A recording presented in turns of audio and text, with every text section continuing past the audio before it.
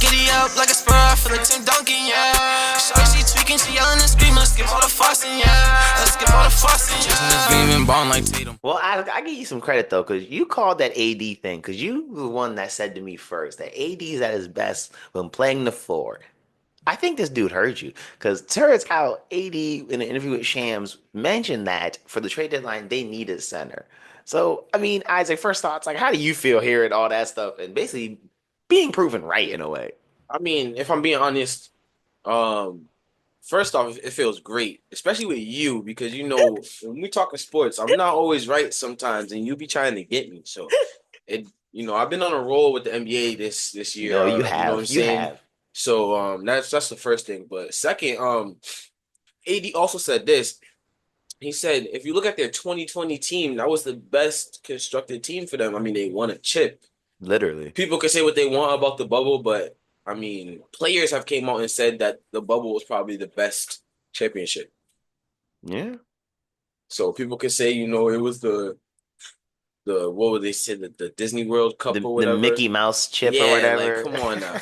I ain't really hearing none of that. I'll give it to them.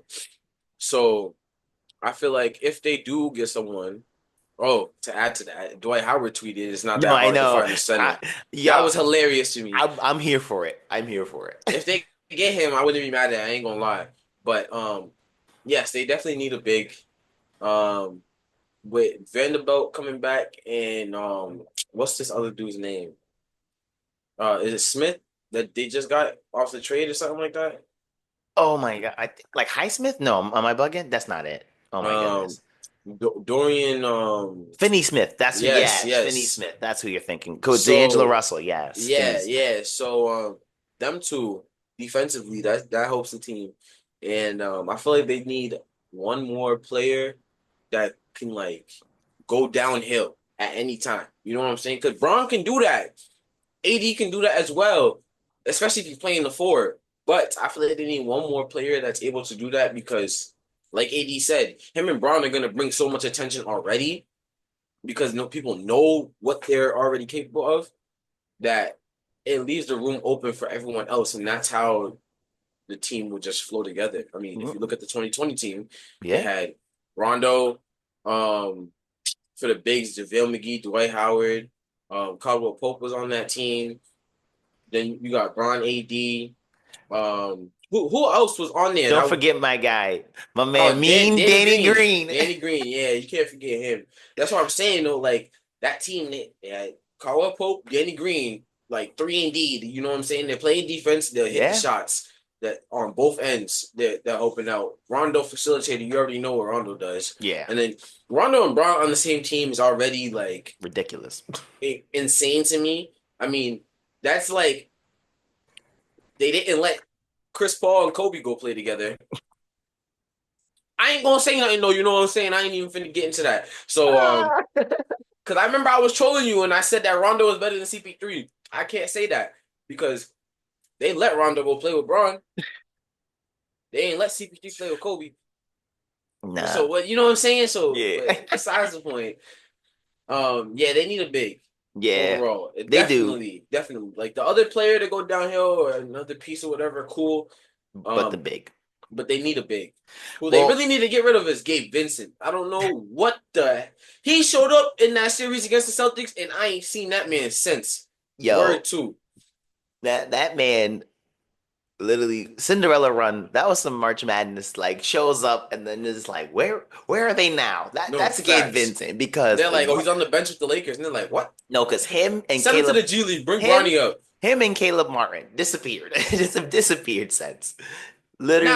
Nah. Caleb Martin showed up. Okay, he Showed did show on up. Christmas. He did against show up on us. Christmas. Yeah, he had his gift from Santa that year was to show up once again for the first time in about 2 years. But still, they all showed up in that series and it was just and it's Nah, crazy. facts. Crazy. But I do agree the Lakers do need to get a big. I am not opposed to Dwight Howard. I know he's got his issues and whatever and whatnot off the court but I feel like he's what they need because I think the Lakers right about now because you got your 25 guy and you got your 20-point scorer in a sense and your 15. You know how I always say you need your 25, 20, 15-point scorer. You got AD, you got Bron, you got Austin Reeves. So you really don't need a crazy scorer. You just need someone to go down there and give you about 10 and 10. And I'm like, I think Dwight Howard is still, at this point in career, can be that guy who can give you just 10 and 10 a night on like Bro, 15, 20 good minutes.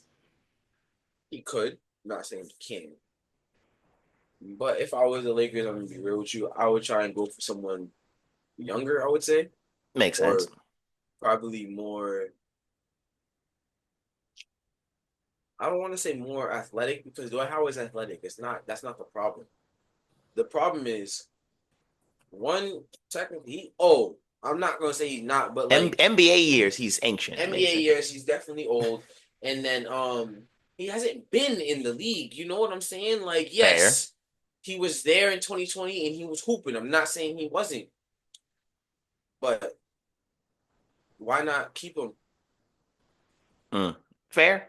You know what I'm saying? And it's like I understand how the league is going, and it's like, yes, him and a lot of others that are still hooping should deserve a spot in the league. I'm not gonna say they don't, but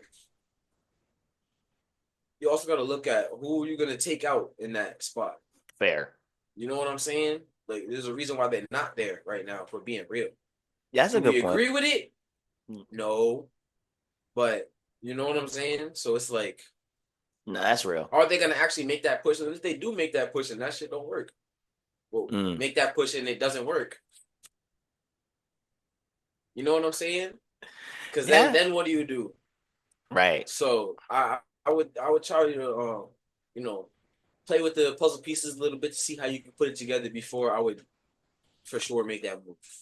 Definitely. Not fair. But yeah, they definitely just need a simple like 10 and 10 big man. Nothing more, nothing less. I mean, the Lakers' problem after 2020, if anything, was trying to top it, is they kept trying to go reach for a third star. And it was like you didn't need a Yeah, third nah. star. See, that's the You were thing at your is best when you had two stars and a bunch of great supporting cast you around you you. go for that third star, and that's when things get messed up. You know what I'm saying?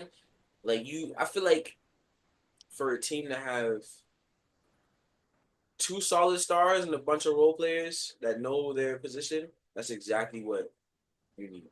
Because Yeah. if as soon as you bring that third star in, I mean, look at Phoenix. Yeah. Like, nothing. They're all great players, But yeah, amazing. If we're being honest, if you put them all on their own teams, they're doing exactly what they that's need you to do. exactly. But them together, now you got one of them coming off the bench. What does it look like? This dude could be averaging 40 if he was on a team by himself and he's coming off the bench. Wait. He's getting 50 mil a year and it's on coming off the bench. Like, yo, that's what I'm saying. It's like, I don't know. It really doesn't make sense to me. It does That not. he could be in the conversation of sixth man of the year with like someone like Peyton Pritchard. And nothing against Peyton Pritchard. Peyton Pritchard could start on his own team as well and probably give you a smooth 20 points a game, 7 assists type thing. You know what I'm saying? Yeah. But he's not a superstar. We've seen what Bradley Beal can do. He hasn't gone nowhere with the team, but we've seen him lead his own team. You know what I'm saying? Yeah.